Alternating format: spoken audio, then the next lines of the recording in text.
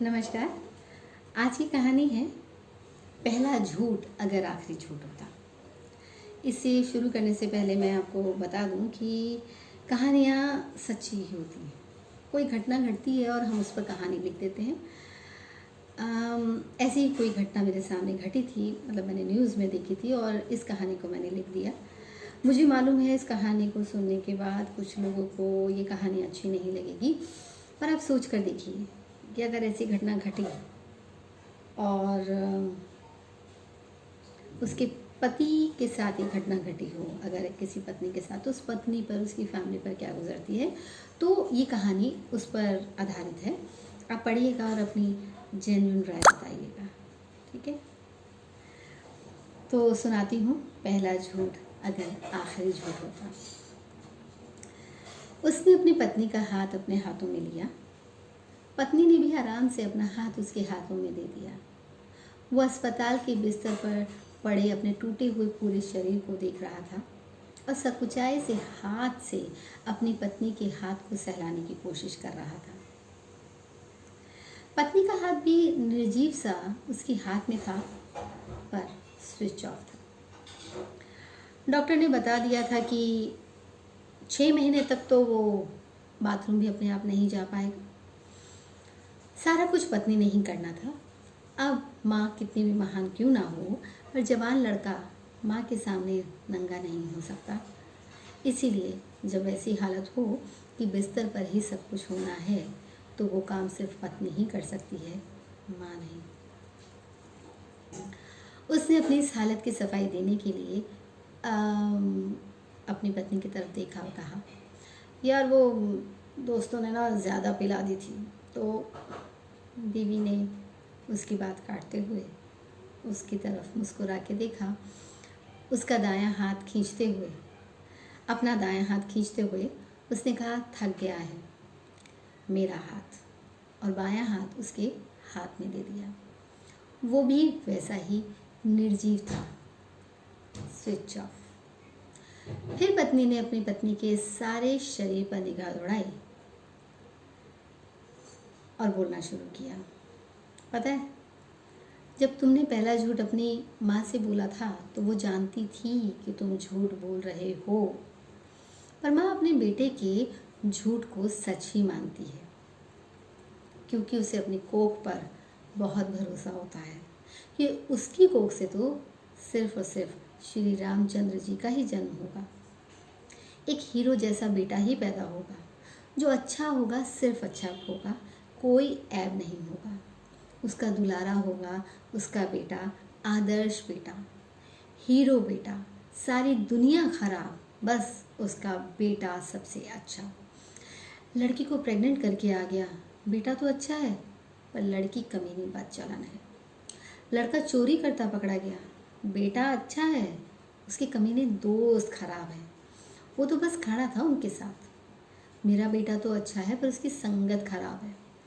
मेरे बेटे ने कोई एक्सीडेंट नहीं किया, अब कोई उसकी गाड़ी के आगे आ जाए तो वो क्या करे बेचारा। माँ अपने बेटे को बचाने के लिए हर संभव प्रयास करती है। बस ऐसे ही पलते पलते बेटे की शादी हो जाती है और फिर वो बेटा ही रहता है, पर माँ की जगह बीवी ले लेती है। माँ टोकती नहीं थी, पर बीवी टोकती है, जो सभी को खलता है। पर अपनी आदतों से पक चुके इस बेटे को ये कहकर थोड़ी पाला जाता है कि अरे पराए घर से लड़की आएगी, उसके सामने भी ऐसा ही करेगा क्या। अरे तो ऐसा ही रहा तो हम उसे अपना मुंह कैसे दिखाएंगे। पर उसे कोई कुछ नहीं कहता और वो जो करता आया था वही करता जाता है। आप जानते हो, सबसे ज़्यादा झूठ लड़के अपनी माँ से ही बोलते हैं, यानी माँ को एवं ही लेते हैं फॉर ग्रांटेड। पर अपनी माँ के दर्द पर आंखें भिगा देने वाली कविताएं लिख कैसे लेते हैं।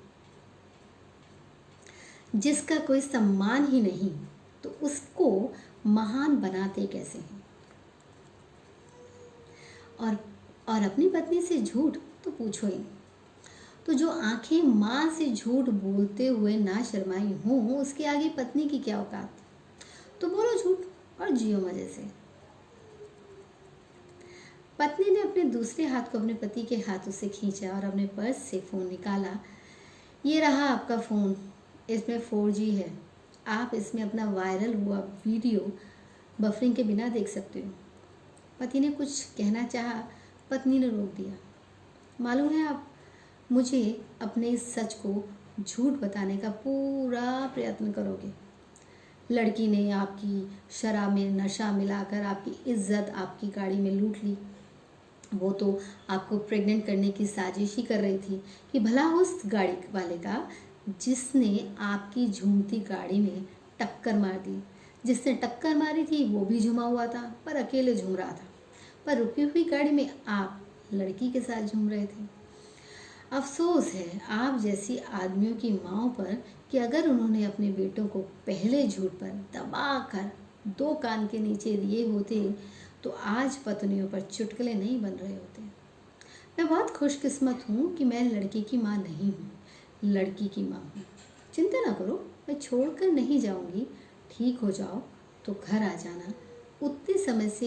उतने समय में दिल के घाव भरे या ना भरे, मैं एक बार फिर से तैयार मिलूँगी आपको आपके झूठों के साथ स्वीकार करने के लिए। मालूम है ये जो लटका हुआ चेहरा है ना, वो कुछ दिन का है।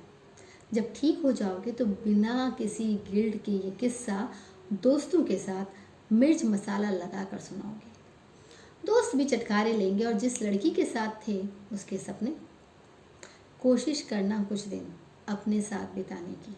सोचना कि जिस माँ के नाम पर हम कविताएं लिखते हैं, उसको प्यार करते हैं, उसका आदर करते हैं, उसी को सबसे ज़्यादा बेवकूफ़ बनाते हैं। जिसने हमारी ज़ुबान को शब्द दिए हैं उससे ही सबसे ज़्यादा झूठ बोलते हैं। तो फिर तुम्हारी पत्नी यानी मेरी क्या औकात जो मैं सोचूं कि तुम मेरे से सच बोलोगे। पर इन 6 महीनों में जीवन की सच्चाई का थोड़ा सा भी ज्ञान हो जाए तो उस औरत से जाकर माफ़ी ज़रूर मांग लेना जो जानती है तुम झूठ बोलते हो, पर वो तुम्हारी हर बात सच मानकर विश्वास कर लेती है। जैसे आज वो माने बैठी है कि उस कार में मेरा बेटा किसी लड़की के साथ नहीं हो सकता, उसे ज़रूर किसी ने फंसाया है। तो जाकर अपनी माँ से ज़रूर माफ़ी मांग लेना जो आप पर पूरा विश्वास करती है।